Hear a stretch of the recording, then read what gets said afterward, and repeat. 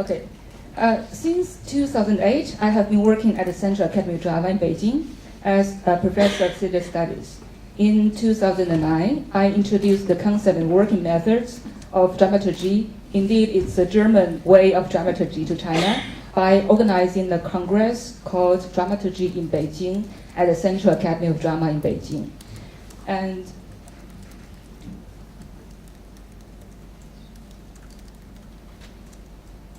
that's a congress.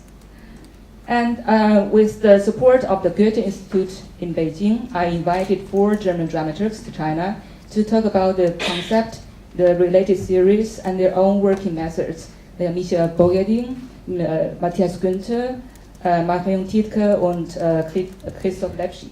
And then I started to teach a dramaturgy seminar. It's 6 hours per week, 1 year long for the third-year students of theater studies at the Central Academy of Drama in Beijing.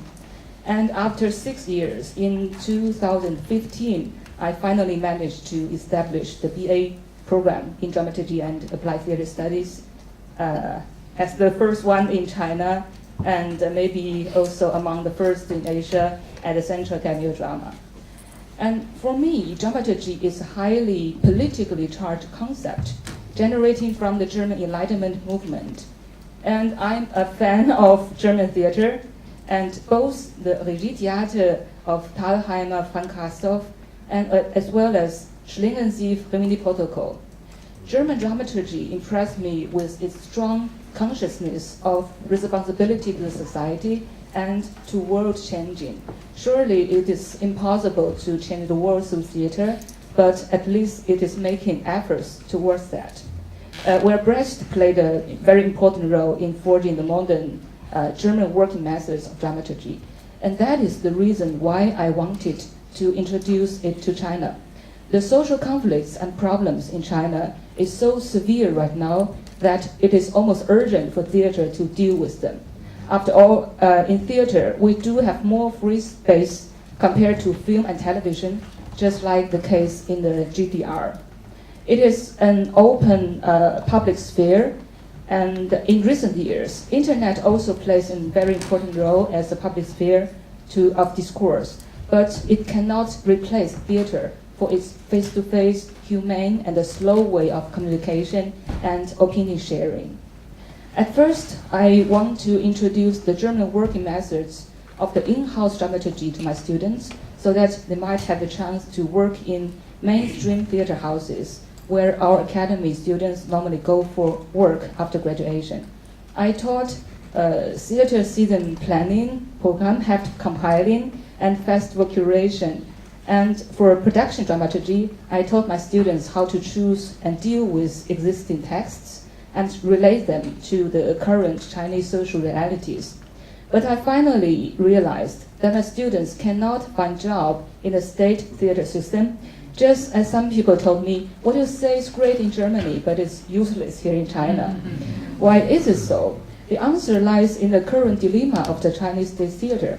Since the 1980s, the Chinese state theater is facing great difficulties. The Communist Party has now a new propaganda tool, television. Theater as propaganda is already out of date. And above all, the whole stage is going into a new direction.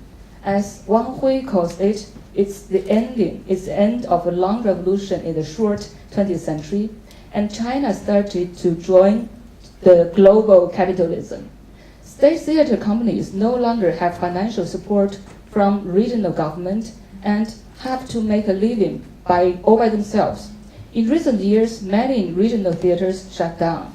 Some try to orient themselves to the market by going back to the star system, which means to use TV stars or traditional Chinese opera stars as a leading role to attract more audience.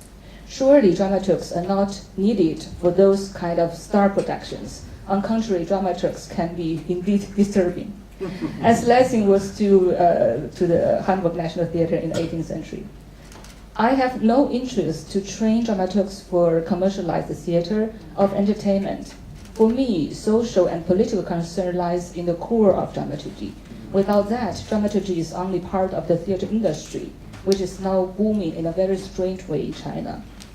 As I teach is highly political and very critical, which requires a new way of theater making, I cannot have my students cooperate with the students from other departments of my own academy, acting, directing, scenography, and so on. Because in my academy, Stanislavski and the so-called Chinese realism is still the doctrine. So these all are the reasons why I started my own way of dramatic education. In constructing the BA program in dramaturgy, I chose the Gießen model, Institut für Angewandte Theaterwissenschaft Gießen, Institute of Applied Theater Studies in Gießen, where post-dramatic theater generated. I translated Hans Tiesleyman's post-dramatic theater into Chinese, and my translation of the book was published 2010 by the Peking University Press and has been widely read in China by the younger generation of theater makers ever since. As the colleagues in Gießen, I initiated collective theater making among students. And finally, I landed in documentary theater, or you may call that dramaturgy of the real, which means our dramaturgy students have to learn to create the whole production all by themselves, from the first step of concept developing to the related theoretical research to the social investigations to directing, choreography, and acting. I organized the student production in different ways. As you saw yesterday, the dramaturgy students, they were actually the third-year students majoring in theater studies then, back not then, did 2 productions last year. And for Yumo, have not, I took up the role of a concept maker and dramaturg, and in some way also director myself.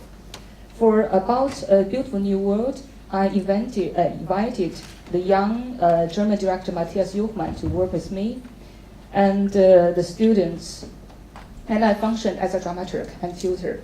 And for the project Jia Home that I'm right now making, I take up the role of the director and instructor, and invited Kai Tuchmann, a professional German dramaturg, as my dramaturg.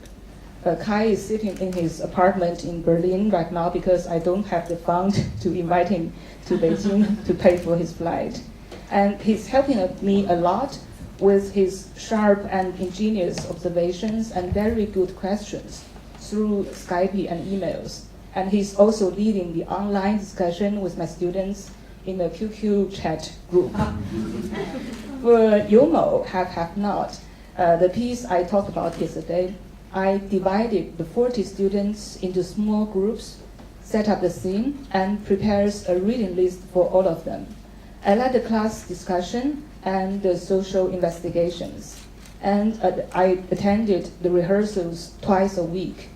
And each group of students should develop a small piece for 10 to 20 minutes. And I finally combined these pieces to the whole large piece.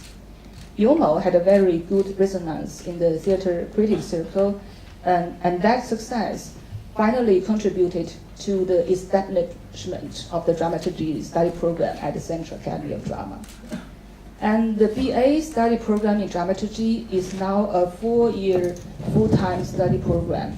We now have 25 students enrolled in the program. The course plan includes the following areas: play analysis, theater history, contemporary theater, concentrating on post-dramatic theater, and documentary theater. And we also have a course called Introduction to Culture Studies, Sociology, and Anthropology. And we also have acting and directing. For the acting part, we use the method of Anne Bogart's viewpoints, which I studied at Columbia in the 90s, and some physical theater techniques as Lecoq's mime method to meet the request of devising theater. And the 3rd and the 4th year, the students are supposed to develop theater productions in groups, guided either by myself or by guest professors, dramaturgs, directors, and artists. We have 4 lecturers and professors altogether, 2 lecturers and 2 professors, and we invite guest lecturers and professors to teach. And for example, Margarete Schule from Ernst Busch Berlin is invited to lead the acting directing workshop next semester. And we will do a piece, 水浒 die Räuber. I don't know the English name, sorry. 水浒 is a traditional Chinese story, and die Räuber is a piece by Schiller. Together with the students, with Margarete as director and me as the dramaturg. And the BA program is being debated within my academy, which is generally conservative, but is gradually opening actually. And I'm glad I found support from the academy administration and from my own department. Next year we will have the second round of application process. The enrollment is now every 2 years. And I would like to make a class a little bit smaller, for example, 18 to 20 people, because 25 is really a large group and it's hard for the curriculum organization. And hopefully it goes well, and the trouble I make with the highly charged political sensitive piece is not too big that the academy is forced to shut the program down. Here is just some pictures of the dramaturgy students. You can see a lot of people excited. And that is about a new beautiful world, the piece the students made last year. The discussion with Matthias Juchmann and myself. Rehearsal. And that is the students doing social investigations.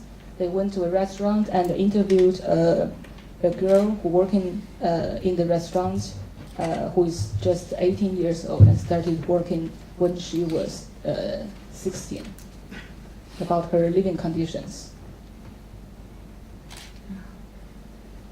Yeah, the physical training, mind training. Yeah, that's it. Thanks a lot. Thank you very much, Yinan.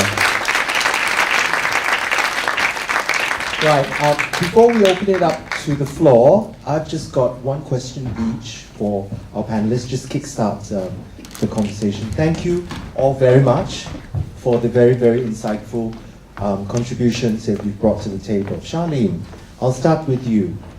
I'm very, very thrilled by the whole concept of dialogue that you are encouraging. And I think that is the very base, the foundation of so much, whether it's mediation, whether it's research, whether it is reception. Now, the thing about dialogue is, how do you teach dialoguing? Because so much of it is about when to talk, how to talk, when to listen, how to listen, and what to listen it up to. So, how do you approach that as an educator? Yeah, thanks for that question. I guess the thing is, dialogue is not often considered a pedagogy. It's an activity. In fact, very often in the conventional school system, you teach and then you ask them to dialogue. So the dialogue itself is seen as after. But I think if we look at how very different kinds of learning takes place, primarily children. Children learn through dialogue all the time. They're dialoguing with material, with the atmosphere, with each other, with themselves, and they're learning hugely. If you think of adults going into a new job and learning on the job, it's through dialogue. It's only within this very conventional, conservative, outdated notion of schooling that dialogue as pedagogy is a problem. And so actually, dialogue as pedagogy is old. I'm saying really nothing new here. Of course, the classical example is, good old religious teachers and schools of thought from before, and Socrates, etc. So why are we scared? Because how does it get assessed, I think, becomes the problem, right? And I haven't worked that out.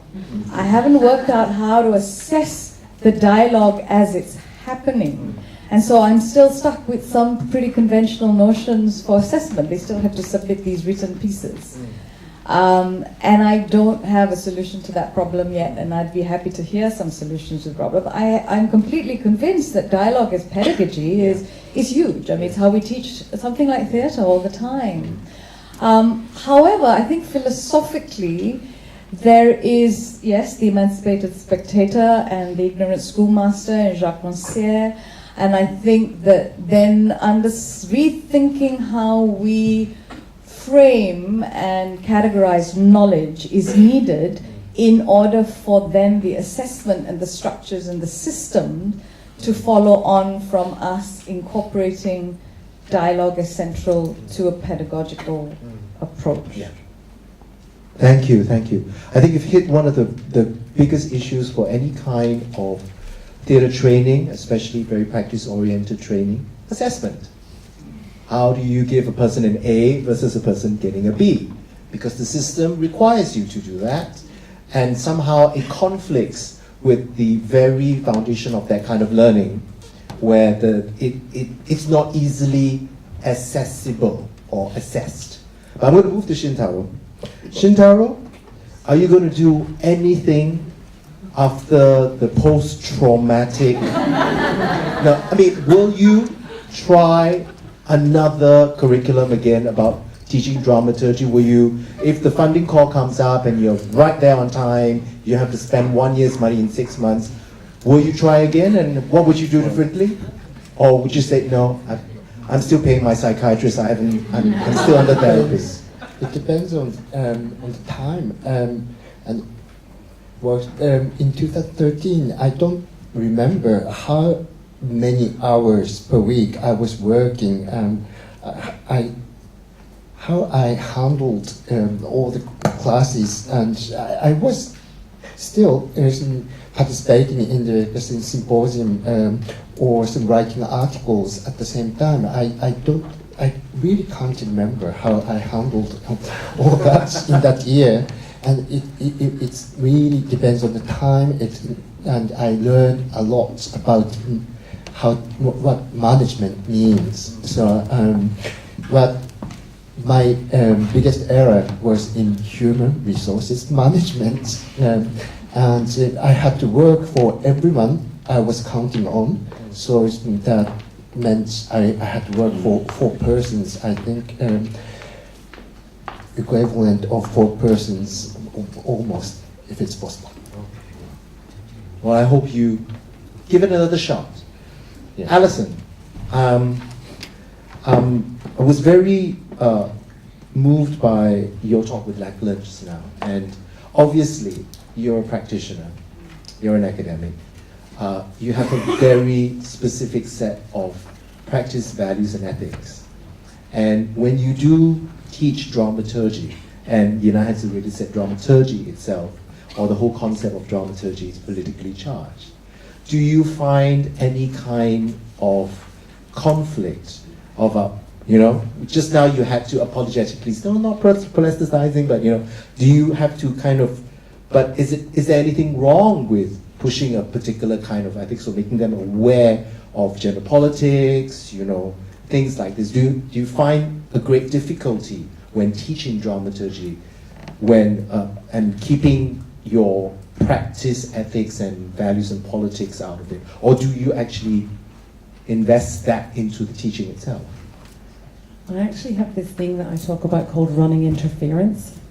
And it's a really, really great question, because there's 2 things that come up, and one is about my place in somewhere like the VCA, which is not really a brilliant mix, because the queer in me goes, I don't really agree with a guru training model, and everything's about openness and fluidity, and so there's a bit of a mismatch. However, there's part of me that likes being within the institution, and then I do the thing called running interference, which is absolutely, so in research methods, for instance, very much talking about positionality, and whatever that positionality is, and being so clear. I mean, I think the one thing that all of our grad students will leave with is this capacity to say who they are and why they think the way they do, and understand that to do with the privileges or kind of conditionings and different life experiences that they bring, and so that with every piece of theatre they see, or every piece of live art that they make, or anything that they're involved with, they can actually bring an understanding of their own relationship to it. So I always talk about the fact that for me, pedagogy, activism, and practice, they're actually all the same thing.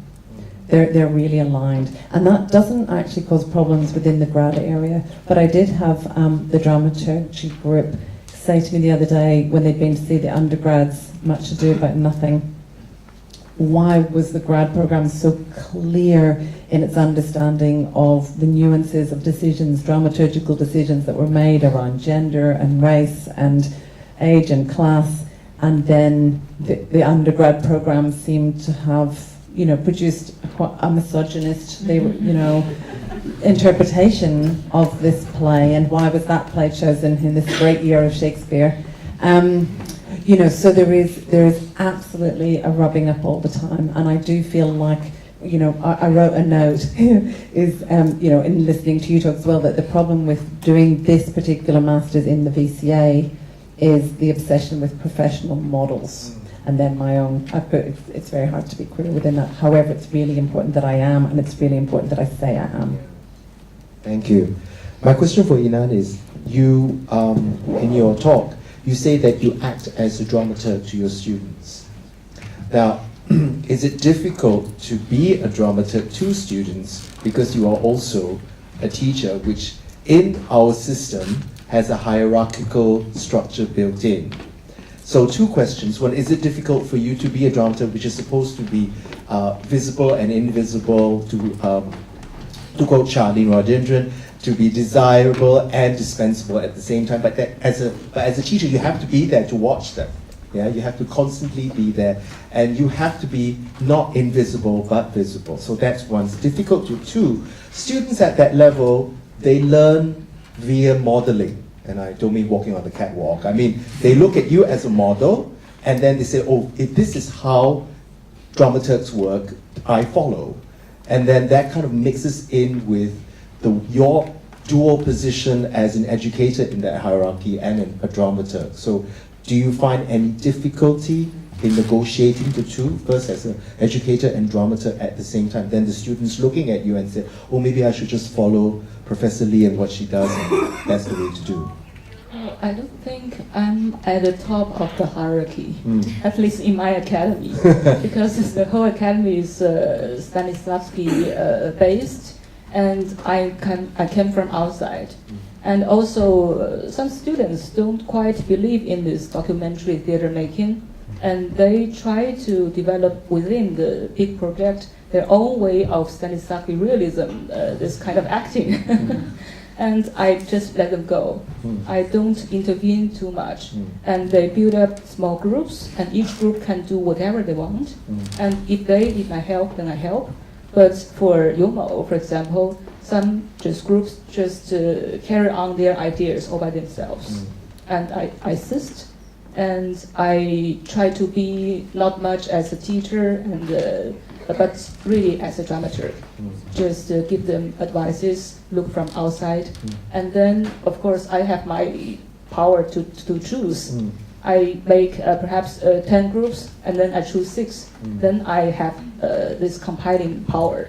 But in the process, when they develop their own ideas, I'm just a dramaturg. Okay, excellent. Right, we're ready for questions from the floor.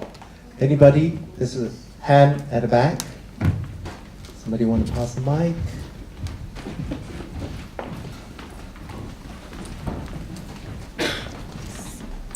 Hi, thank you very much for the very interesting topic. I think it was very relevant to do it at the very end after we talked all about all this, like what is dramaturgy and what is the practice. My question is probably specific to Yinan and Alison.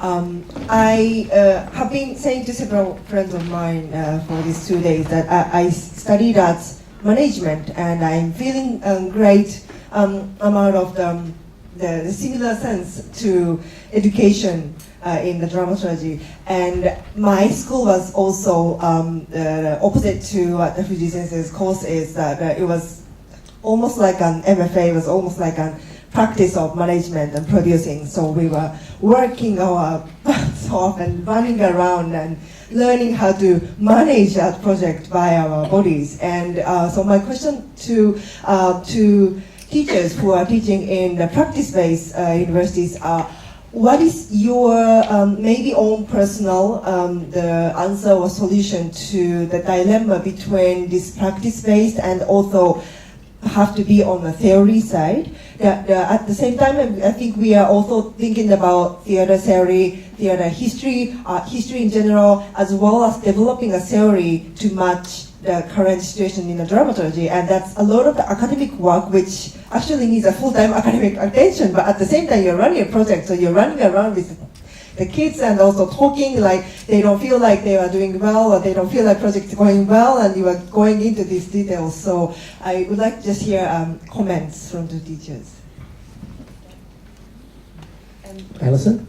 I think the important thing with mine, is that it's a postgraduate course, and so they can come from lots of different areas, but there is I can't remember the word, I think it's commensurate undergraduate degree or enough practice. So they come in with sort of related degrees, so we're sort of assuming quite a lot of knowledge already. However, that knowledge is very, very disparate. And many of our grads come in, particularly the writing cohort actually, come in maybe with 10 years of practice in writing, but not necessarily any kind of critical theory. So, and again, that brings me back to that, this three cohorts, sometimes 4, sometimes 5, and they are different breeds, and so the dramaturgy cohort tends to come with quite a lot of critical theory and knowledge about the workings of cultural modes of representation and their impacts. I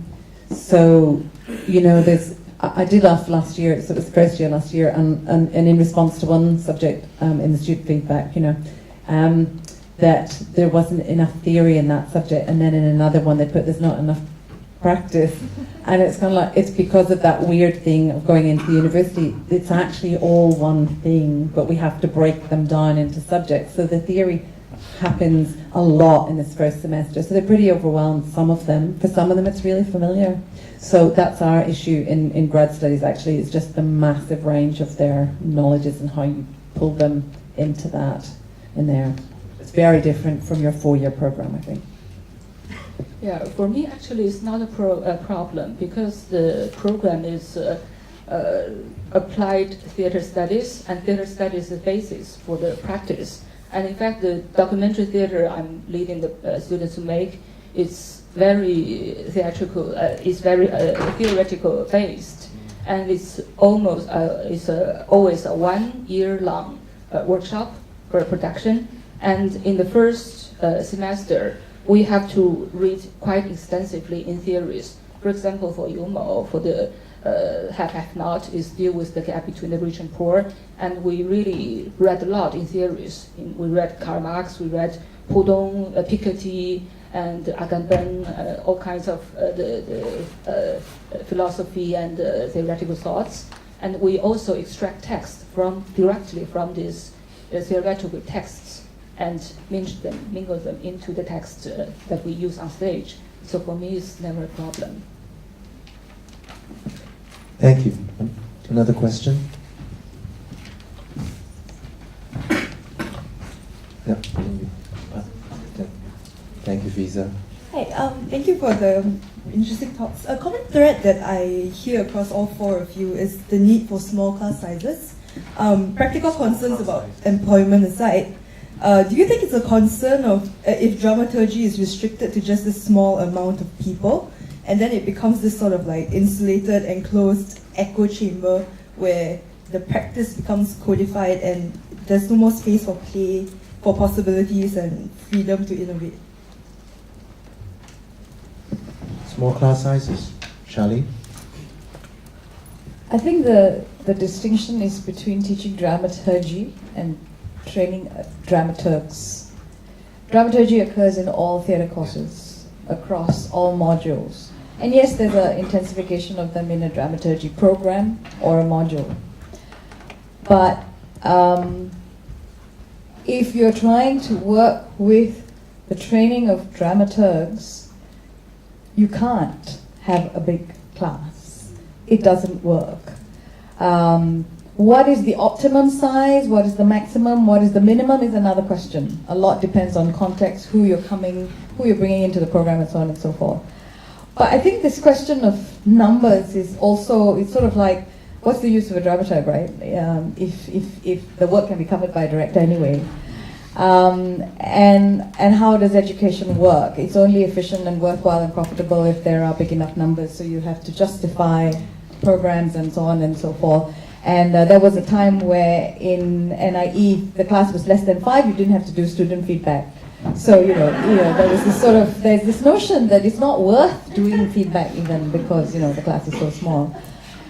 So I think this question of numbers is really tricky. It matters. It's like the question of funding that came up yesterday. Yeah. It's really complex.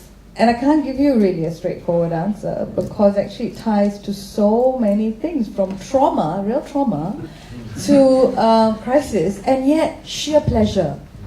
For people who want to work together and they like each other and they want to have conversations with you for 3 hours every week, and 3 hours is not enough.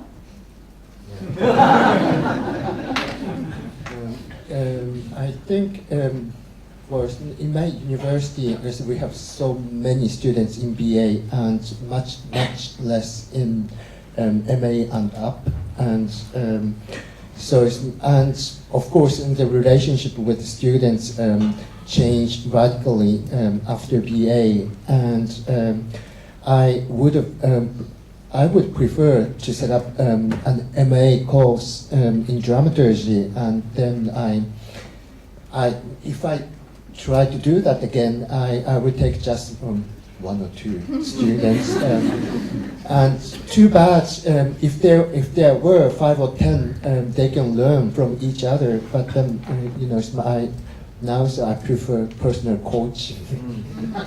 Yeah. Actually, I want to add on to what Shintaro was saying, that because I run an apprenticeship, dramaturg apprenticeship program at Center 42, and I think one of the few things that we would want to introduce or at least promote in a dramaturg is like dialogue. And so much of, if you've followed us today and yesterday, so much of the dramaturg's work is built on trust. And Shintaro yesterday showed us a list of practitioners that work with one single dramaturg, and they build relationships. So I think it's important, like these soft skills, like how to talk, when to listen. And I think when you do train, or when you do have an apprentice dramaturg, you need to know who they are, and you need to know their specific personality, because they're going to go and immerse themselves into other people's practices, and then the ethics of that. You have to understand, you have to talk to them, can build up certain sensitivity, right? Or certain kind of thick-skinnedness, depending on whatever it is, right? So if they're fragile, they need to be told, suck it up and deal with it, or, things like, my dramatists are laughing. So these are the things that, you can't really do with a class of 38, yeah? Yes, can I teach general dramaturgy of what David was talking? If dramaturgy is the operating system, I can teach dramaturgy to a class of 100. But to train a dramaturg, you can't train 100 it's a simple thing, yeah? So dramaturgy as a discipline, or whatever you want to call it, right? It's built into any piece of performance. It's the foundation, it's the blueprint for any performance. I can teach that. That's not a difficult thing. Patrice Barbie, vector, all that, you'll cry. But to actually do that, it's one step further. So coaching is a good thing to think about when you deal with like training dramaturgs. They have to be able to come to you and say, I have a problem, XXX not listening to me, I don't know how to communicate, what is it that I do, I don't know what to do, and so on and so forth, yeah? Because a lot of it is actually relationships, yeah, for dramaturgy, and for a dramaturg, and to really, like what was being mentioned today, somebody to hold my hand. You don't give your hand to anybody to hold. Well, I don't know, you may do, but in creative processes, you don't, because it's a precious thing that you don't share with everybody else, right? Until it's ready to be shared with an audience. Yeah. So, yes, on you.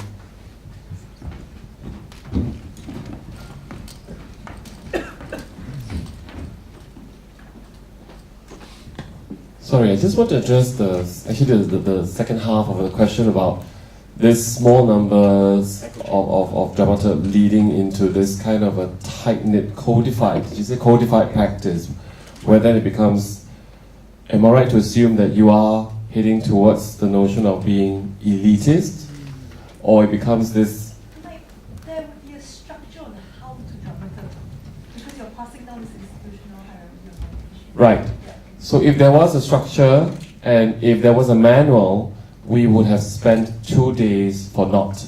Because the entire 2 days of this symposium, in terms of the kind of dialogues we've been having, is that the function of the function of dramaturgy and the role and function of the dramaturg actually do not correlate directly, as we have been talking a lot. Yeah, there have been so many kinds of ways to talk about dramaturgy and the dramaturg, and in fact, this morning, Peter and I were saying that we have been talking around dramaturgy, around the dramaturg. We have not wanted, we have actually made, I think it was a conscious decision not even to say, what is this that we are talking about, but rather things that have generated, that could fall into this bag, if we like. So I don't think I don't think there is even a slight danger in my mind, being the ever optimist, that there would be this structure, this code, this paint by numbers way, this instrumentalist way of making performance, actually, not just dramaturgy they were talking about. Hence the problematic of teaching performance to a certain degree. Thank you. Marion. I think if you pass the mic, thank you. Thanks. Yeah, I think. Hello? Yeah. Okay, I think just to take off exactly where Hong Yan left off, I think really at some level you actually cannot teach dramaturgy or choreography or to become a director, or, you know, you can present a certain amount of theory, you can present, a whole lot of information, examples, practice, toolkits. And like you said, you can give a lecture to 100 people, and then you can have a choreography class, for 4 people for 5 years, and not even one of those becomes a choreographer. So you can present this material to 100 people or 4 people, but you can't teach someone to become a dramaturg or a choreographer I'm using choreography because that's my discipline. You put the material out there, and then that individual takes that material and journeys with that material and becomes, or not, or hopefully uses that material to just, in the larger scheme of things, become just a better human being at the end of the day. So you can't really teach these things. You can just present a scape of material and then hope for the best. Nanako. Thank you. Thank you so much for the discussions and questions. And then I kind of, my questions gets clearer actually after I hear these questions and answers. And then my question is about the audience. And then I think maybe the department of, or a course in dramaturgy is helping the people to become ideal audience. So they don't really have to be dramaturgs, but yes. But I think teaching dramaturgy at the school helps so much about the audience side, so much about how to educate or how to inform the audience in a way. So that maybe could you make a comment on that, or how? Yeah, Alison? I think that's such a brilliant point. All of these discussions are about what does it mean to engage yourself with a practice of cultural representation, and why is it happening in the world and in that place at that particular moment. I think all we can do is provide a framework around that sort of thinking. And, you know, I always say about the VCA courses, really, you know, 20% of it probably is about what they actually learn through reading and classes, and the rest is about the dialogues that they have with each other and the networkings that they make, and the fact that they come out with some sort of set of thinking about what is the place of art in the world, and that anything they might do or see is kind of filtered through sets of reading skills, you know, viewing skills, becoming the trained watcher, becoming someone who can articulate to other people what it felt like to be at, you know, at a live performance, as well as, you know, what it was about, and those are quite. They are very particular skills, and skills that we should cherish, in fact, within, you know, the wider thing. So I think your point about the audience is absolutely, you know, fundamental. It's great. Charlie? Yeah, I think the three things we were trying to do, dramaturg with dialogue with text, dialogue with performance, dialogue with the process, is actually being highly attentive, intense watching. And that is to text and to performance and to process. So reading also is a form of being an audience. Reading a text, reading the histories, reading the context is about being audience. And it's about being fully present when you're reading. And that sometimes is not happening anymore. Reading is becoming part of a multitask with many other things going on. But if you're going to really read the text, I think then you have that responsibility. Just as if you're going to watch something, process or performance, yeah, how that becomes part of your modus operandi, your consciousness, your thinking. But beyond that, I think it's also becoming audience to change as it's happening. And that for me is where the idea of this proprioception of thought is intriguing me. I haven't fully worked it out yet, because how do you become attentive to something in perpetual motion and flux, because it's meant to be, rather than you want it fixed. So the thinking for me was that they start with a text and that's there. They can go back to it. It's there, it's published, it's already there, can't change. But then you go to a performance, it's there, you have your experience of it, but you cannot go back to it, even if you see the performance twice. But it's there, it's sort of a finished thing. Then you have to go to process, which is about it meant to change all the time. How do you become an audience to that? So those skills, I think, warrant some kind of glossary maybe. Not a methodology, not a structure, not a taxonomy, but a glossary, because then that will help us. And that's another thing I forgot to put down in the moving on bit, that we develop these glossaries which help ourselves and our students then play with dialogue. And put it out there, and then, you know, change it as it goes along. Got just two things to add. One, if you've been following the symposium, very, very few of us are, we always say this, I'm not formally trained as a dramaturg. You know, we always say that, we do that. Because none of us really are, and we pick it up as we go along, we pick it up as necessity, we have various skill sets that we already have, and then we have been asked to put it in a specific working context, right, to help the creation. That's good, but what happens to that knowledge? What happens to that set of skills? How can we, as any discipline develops, we need to find a way for it to be transmitted and for it to be able to be moved on to another person, so it's not peculiar. Acting used to be something based on talent, whether you have it or not. Somebody like Stanislavski comes in, puts a method, and then now it can be taught. Previously, it was you're either talented or you're not. So the second point I want to make is that when it comes to things like the things in the theatre, I agree with you, Marion. It's very difficult to teach. But what we now do as educators, we help them to learn, which is different from teaching. We put glossaries, we put them in environments where they can learn things on their own. And if they have any questions, they come to us. So we don't give them 1, 2, 3, 4, 5, 6, 7, 8. So even when we give them readings to do, is to put them in that environment so that they can learn, and hopefully they'll pick something up.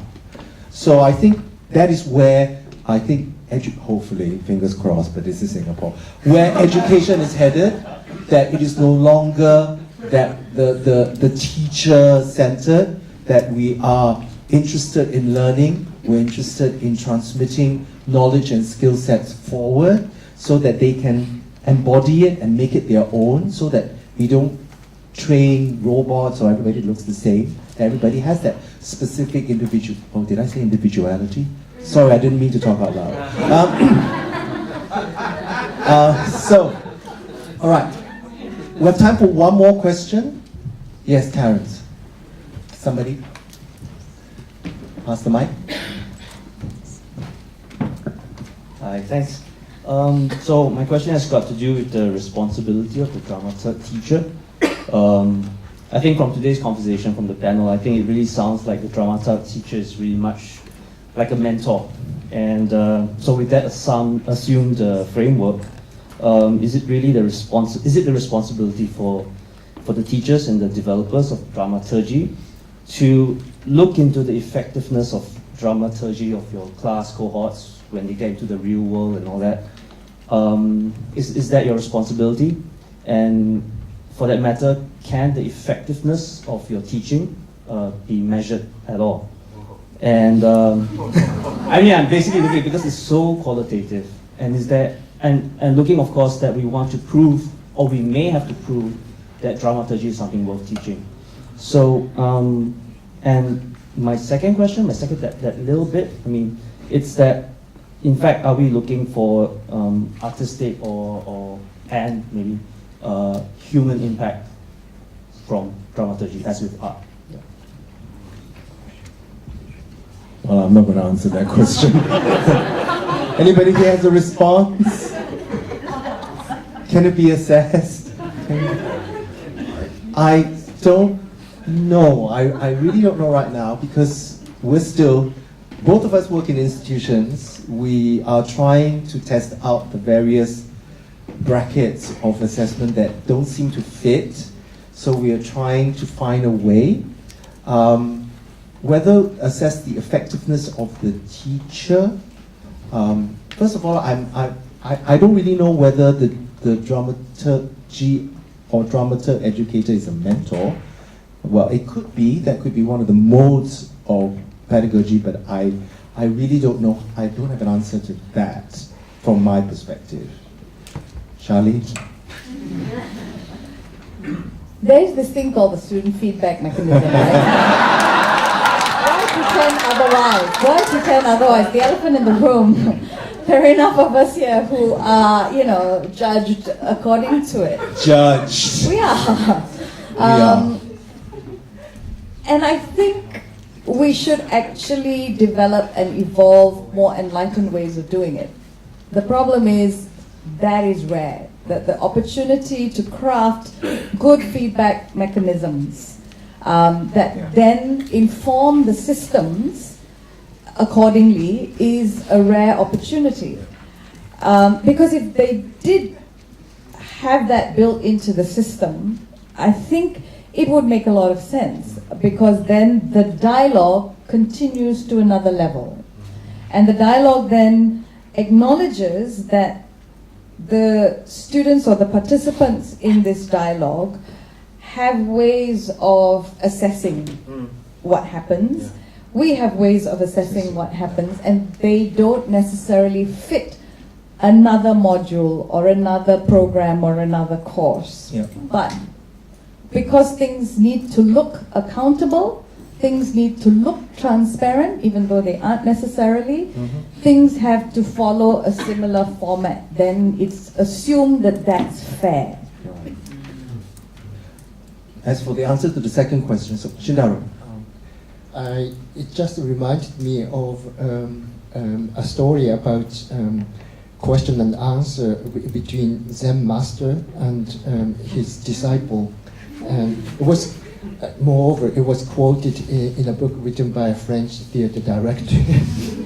And the Zen master and his disciple was trying to read a book, but the master forbids his disciple to open a book and read a page. And the days pass, the days go on like this.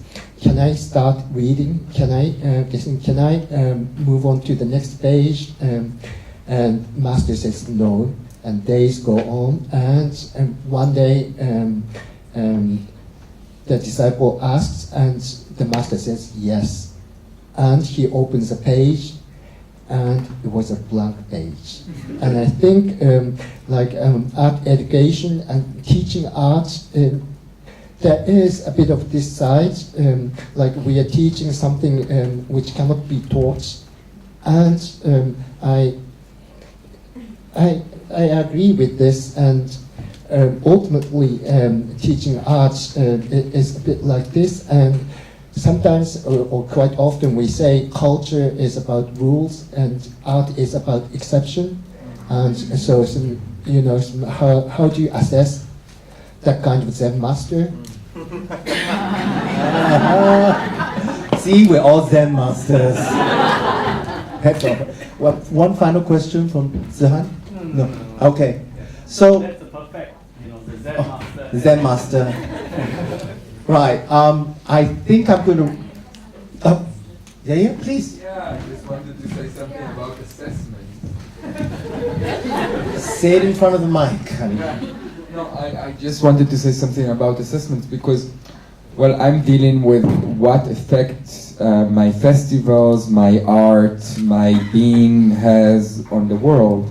I'm curating 5 festivals a year for the last 6 years. I'm making pieces and I'm trying to make culture and society a better place, but no one can assess if I have any effect on society and on culture. And I think that my last piece really dealt with the position of art and artists in society. Who wants us? Who needs us?